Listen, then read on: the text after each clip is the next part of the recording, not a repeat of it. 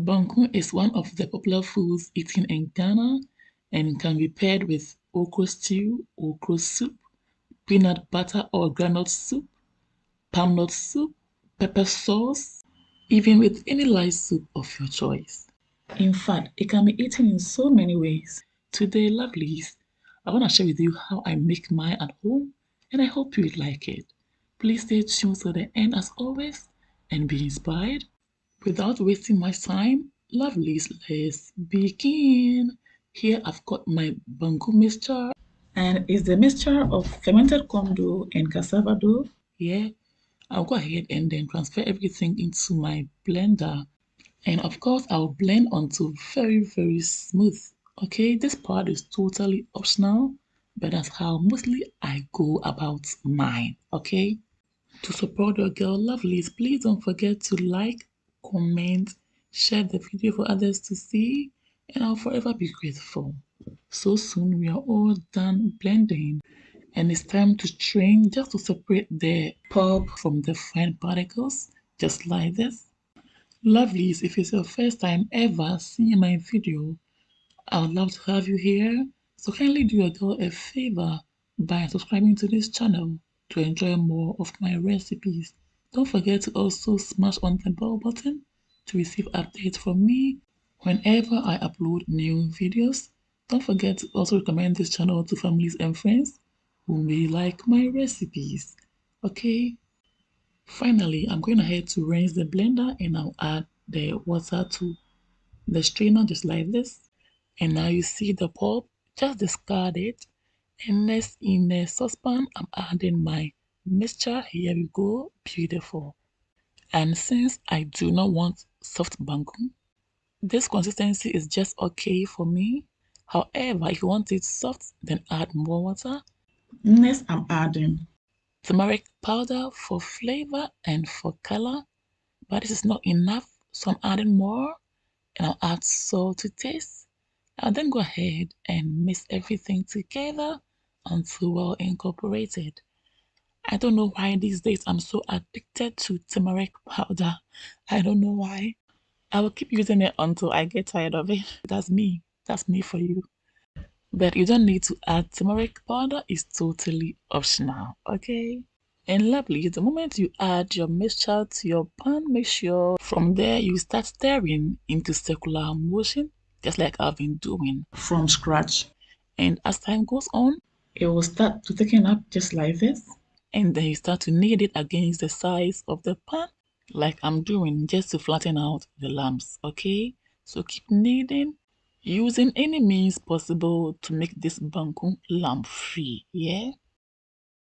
At this point, you can see the color is changing. This means it's cooking so well. Yes, and I love the beautiful aroma. It doesn't smell like fresh corn dough again. You can smell the banku aroma. I hope you get it. You can see with much effort exerted into the kneading of the banku, all the lumps are totally gone, and that's exactly what we are going for. Beautiful.